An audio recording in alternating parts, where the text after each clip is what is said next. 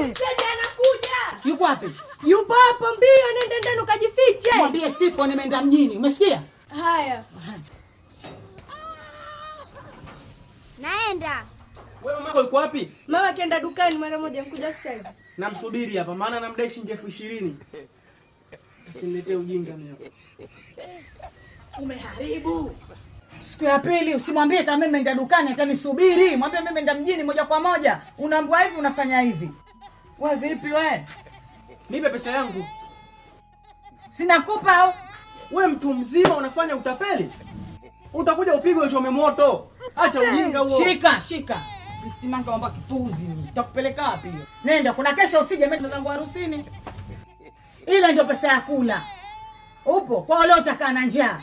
Pesa mimi ndio nishampa yule kwa upumbavu wako na ujinga wako.